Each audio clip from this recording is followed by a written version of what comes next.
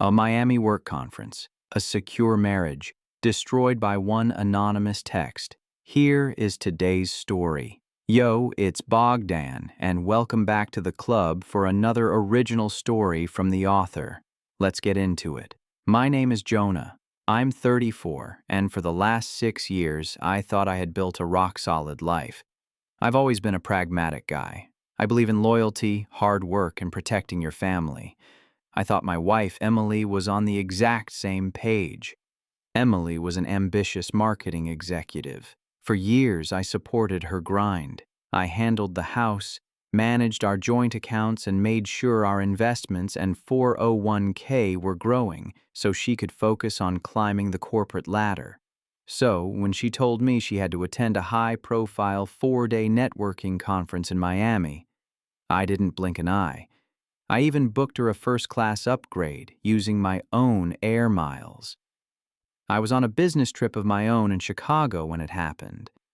I was back in my hotel room reviewing some quarterly reports when my personal phone buzzed. It was a text message from an unknown number with a Miami area code. There was no greeting, just a short, brutal sentence. Thought you should know what your wife's real networking looks like. You don't know me, but my husband works with her. I just found out, and I figured you deserved the truth. Underneath the text was a video file. I clicked play. The background noise was loud. A rooftop bar, pulsing music, neon lights, and right in the center of the frame was Emily. But she wasn't discussing marketing strategies. She was wrapped in the arms of a tall man in a custom suit. It wasn't a friendly, professional hug. His hands were sliding down her lower back, and she was looking up at him with a specific, electric smile. A smile I hadn't seen since our honeymoon. I paused the video and zoomed in on the guy's face. I knew exactly who it was. Jake, the VP of sales at her firm. The guy she constantly referred to as her harmless workplace mentor. I didn't throw my phone against the wall. I didn't scream. I didn't feel a storm brewing inside me. What I felt was absolute ice-cold clarity. Every financial decision we had made together flashed through my mind. The mortgage on our house, the joint checking account where my paycheck dropped every 2 weeks, the credit cards in my name that she was currently using to buy expensive dinners in Miami.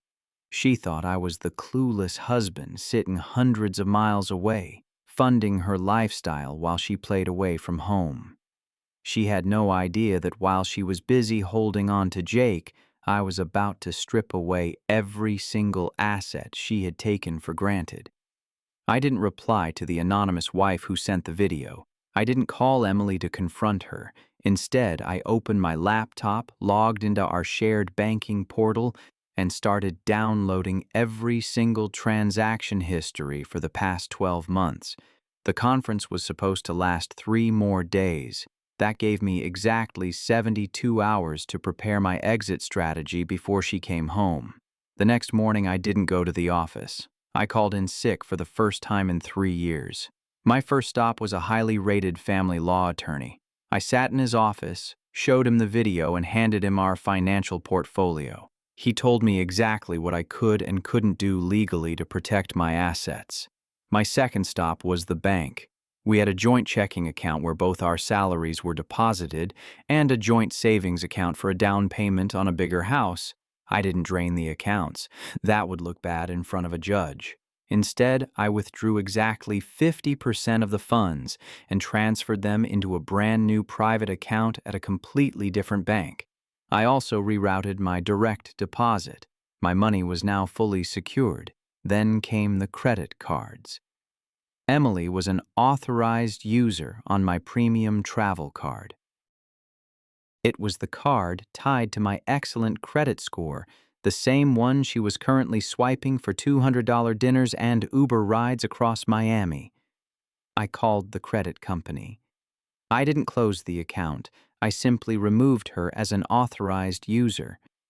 The operator told me her physical card would be declined effective immediately. I imagined her standing at a high-end restaurant with Jake, trying to pay for drinks only to have the waiter hand the card back. The thought brought a small, cold smile to my face. Next, I went home. I didn't pack my bags. Why should I leave the house I paid the mortgage on? Instead, I went up to the master bedroom and started packing her things. 4 large suitcases. I didn't destroy anything. I neatly folded her expensive clothes, her shoes, and her jewelry. I placed the suitcases right by the front door. Sunday evening arrived. At 6:45 p.m., I heard the key turn in the lock. Emily walked in, dragging her carry-on. She looked tired but glowing. When she saw me standing in the hallway, she dropped her bag and gave me a massive, practiced smile. "Hey, honey. I missed you so much," she cooed, stepping forward to give me a kiss. The conference was exhausting. I took a deliberate step back. Her smile faltered, confusion flashing in her eyes. She hadn't noticed the 4 massive suitcases sitting in the shadows to her left. "I'm sure it was," I said, my voice completely flat. Networking with Jake at the rooftop bar takes a lot of energy. The color instantly drained from her face. It was like watching a ghost possess her body. Her mouth opened, but no words came out. The sweet, loving wife routine evaporated in a millisecond. "Jonah, what are you talking about?" she stammered, her voice shaking. I didn't yell. I didn't demand explanations. I just turned and pointed to the kitchen island. Sitting perfectly aligned on the marble counter were 3 things. First, a printed, high-resolution screenshot from the video showing Jake's hands all over her.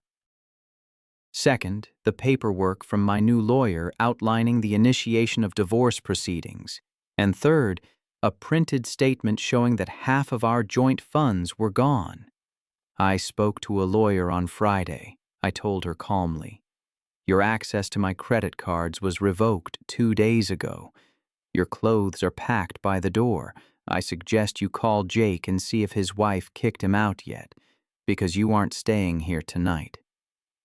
She immediately went into the standard cheater's playbook. The tears started flowing instantly. She dropped to her knees, grabbing my hand, trying to pull me into her drama. "Jonah, please. It meant nothing. We just had too much to drink. It was a stupid one-time mistake." "I love you," she sobbed. I pulled my hand away. "A 4-day trip isn't a mistake, Emily. It's a calculated decision. And trying to charge a $240 steak dinner with Jake to my Amex on Friday night wasn't a mistake either. By the way, how was the ride to the airport? Did you have to ask your mentor to pay for your Uber when your card declined?" The realization hit her like a physical blow. She finally understood that I had been 10 steps ahead of her all weekend. She tried to pivot to anger, accusing me of spying on her, of being controlling. The classic gaslighting attempt. I just tapped the divorce papers on the counter. "Sign the acknowledgement of receipt. Take your bags and leave my house," I said, "or I call the police and have you removed for trespassing. You have 5 minutes. She saw the dead look in my eyes and knew it was over. There was no argument left to win. 10 minutes later, she was dragging 4 heavy suitcases down the driveway in her expensive heels, waiting for a cab because she didn't have access to my car anymore. The aftermath was brutal for her, but peaceful for me. Because I secured the evidence and moved my money legally before confronting her, I held all the leverage in the divorce negotiations. Since she was the higher earner, she didn't get a dime of alimony.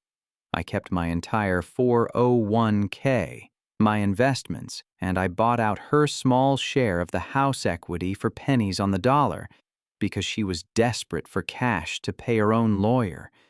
As for Jake, remember his wife, the one who sent me the video? She didn't just send it to me. She sent it to Emily's HR department. Both Emily and Jake were fired the following Monday for violating the company's strict fraternization policy. I built my life on loyalty and logic. She built hers on lies. Now she's broke, unemployed, and renting a tiny studio apartment. And me, I'm completely free.